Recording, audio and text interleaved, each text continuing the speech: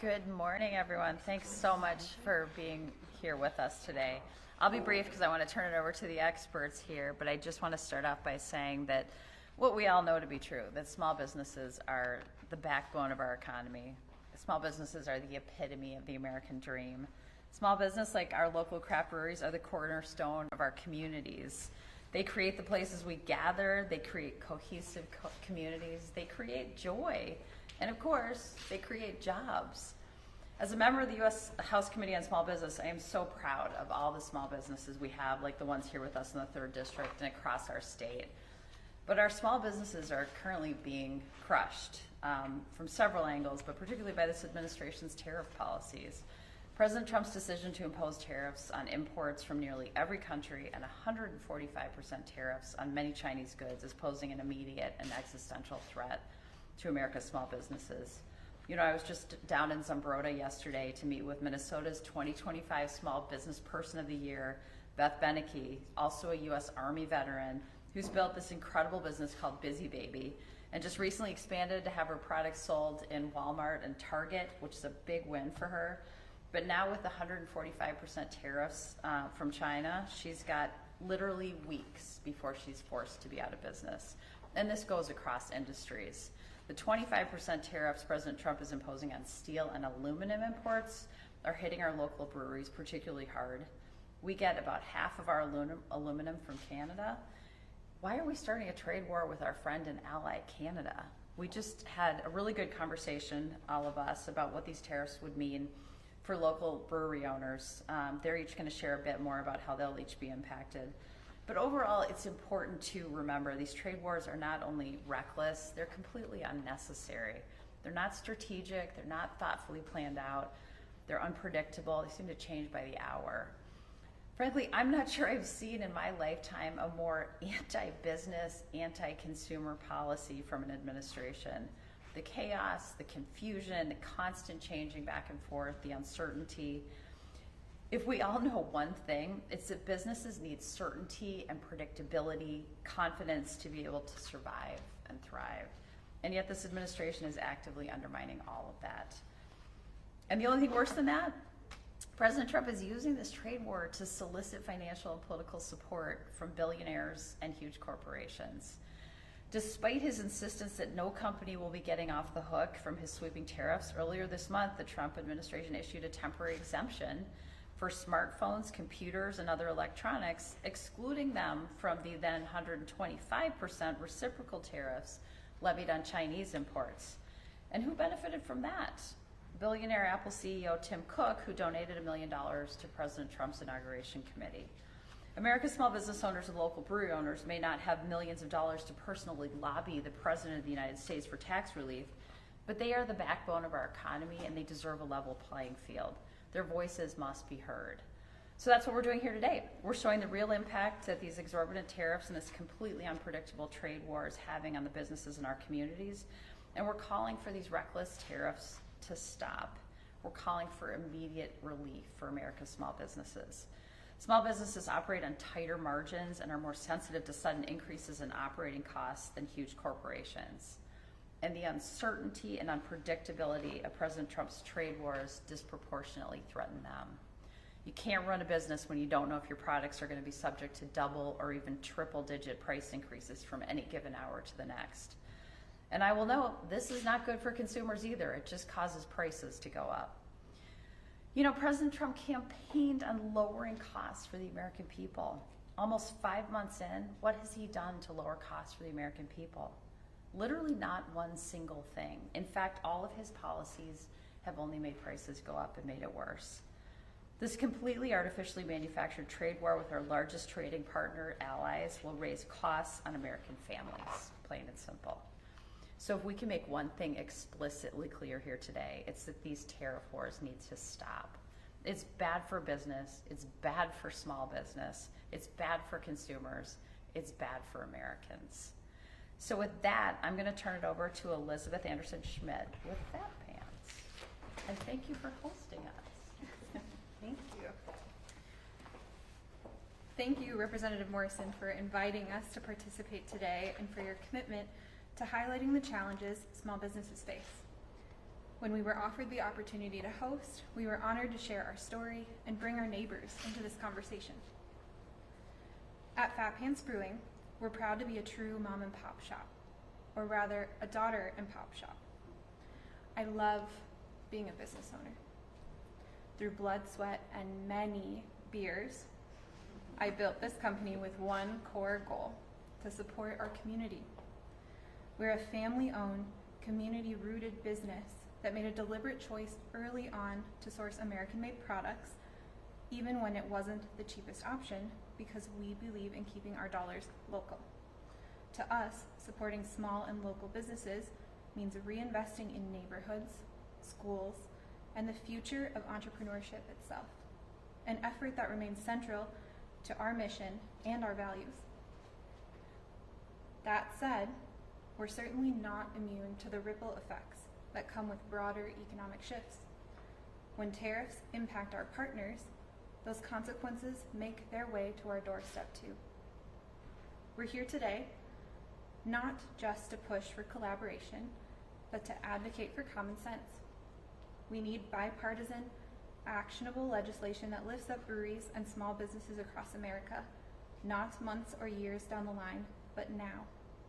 The middle class is shrinking, and small businesses like ours are often the last bridge standing between low and high income, offering jobs, mentorship, second chances, and community reinvestment.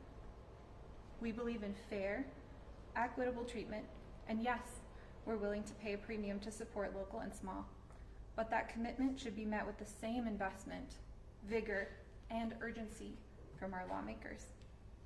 What we reject is partisanship for partisanship's sake. The constant cycle of finger-pointing and political gamesmanship is, in our eyes, just kicking the beer can down the road. Small businesses can't afford to wait for our leaders in Washington to stop arguing. We need solutions, and we're excited that Representative Morrison is eager to be part of that conversation. We welcome all efforts to support small businesses and uplift Middle America, and we hope those efforts come not just through speeches, but through action. Thank you, and I welcome Melissa Leddy. Thank you, Elizabeth. I piggyback everything she just said. That was beautifully spoken.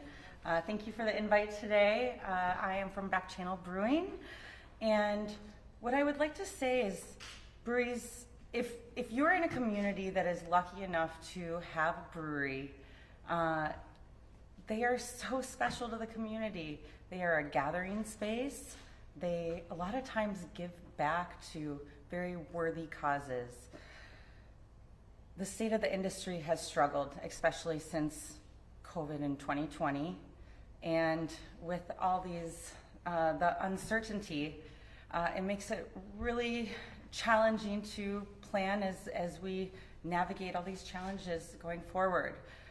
We keep hearing about breweries that are shutting their doors, and it is such a loss to the communities.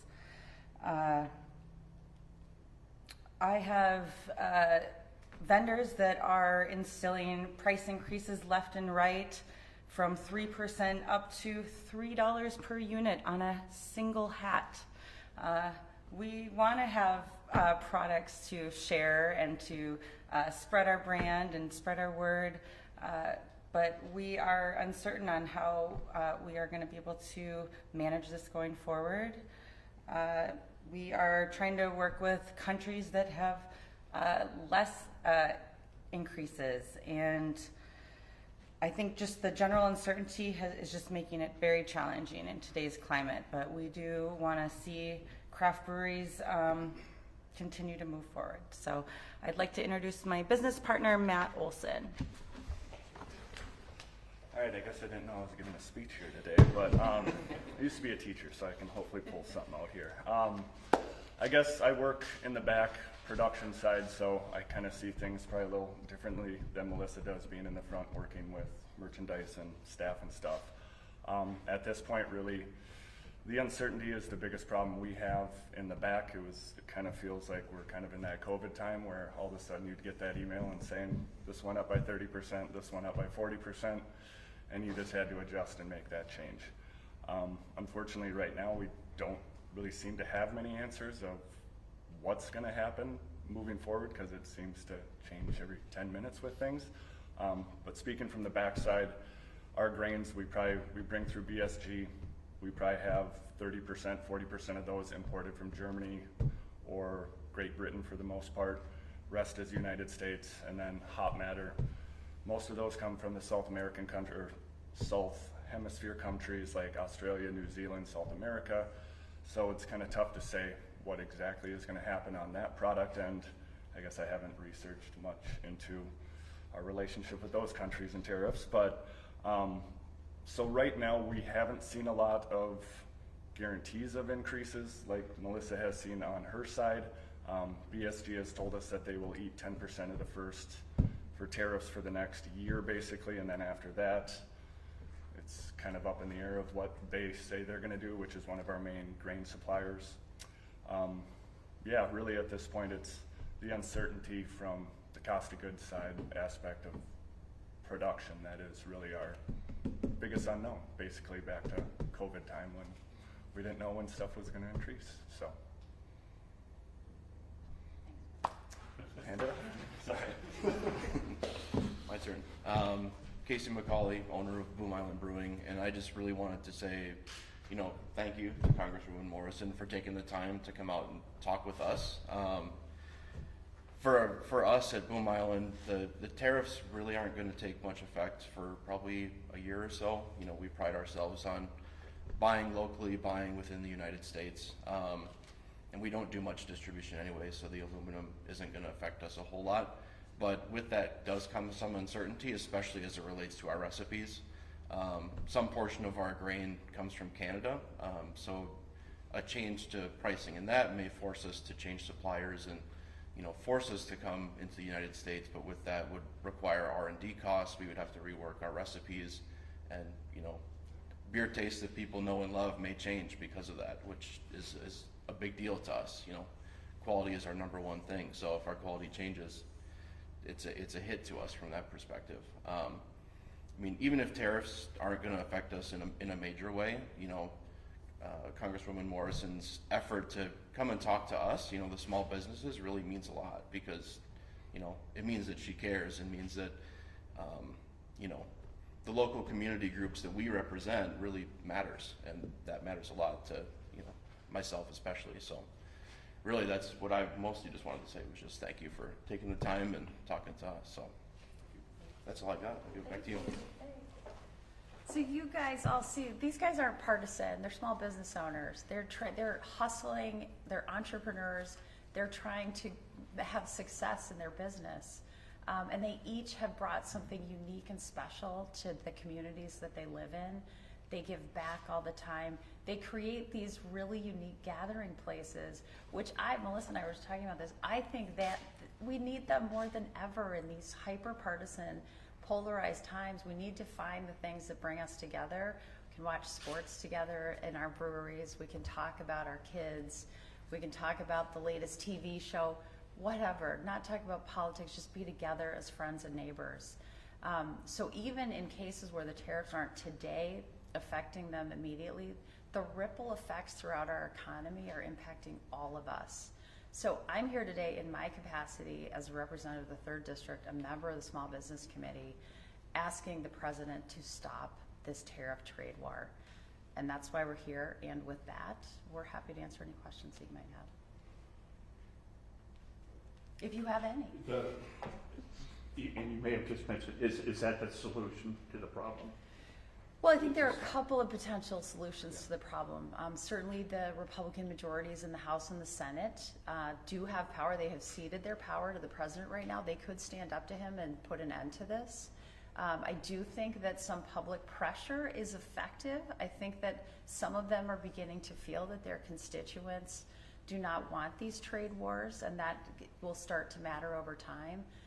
The President seems immune to public pressure, but I would hope and expect that he eventually would be too, when he sees that he's harming the American economy. I would hope that he'd change course. I've written letters to the Secretary of Commerce, first to ask him to exempt baby products from the tariff wars. We already make it so hard to raise a family in the United States jacking up tariff prices on bait, car seats, cribs, strollers, and high chairs. When it already costs $20,000 in the first year of a child's life, people spend about $1,000 on that necessary baby gear. To increase the cost of that when it's already so expensive seems foolhardy to me. So I wrote to the Secretary of Commerce, asked him for an exemption for baby products.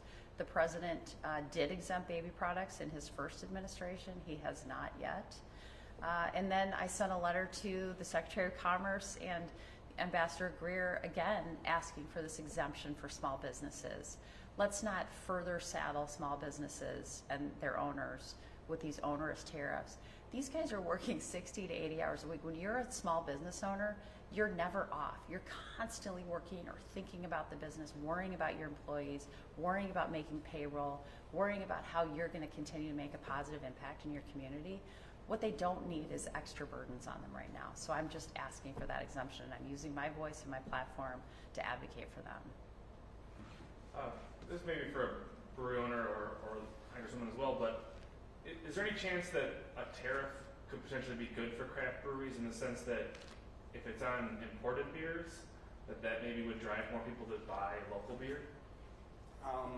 Most imported beers are actually produced in the United States, even if it's like a Guinness, they don't make it over there and import it technically. So I guess that's kind of a tough thing. We don't import, I don't think, a ton of our beer really for the most part. I know it's very difficult to send it out. Even before this, it's next to impossible to send it to Canada for the most part. So, but yeah, I don't think that would be a huge issue with that in any way. So it's not going to create less competition for us. So, because at the end of the day, those importers aren't our direct competition. Yeah. And then this is a more broad question about the industry. I mean, we saw the Brewers Association last week put out a report saying that consumption's down 4%, which is like the biggest decrease they've had in ever.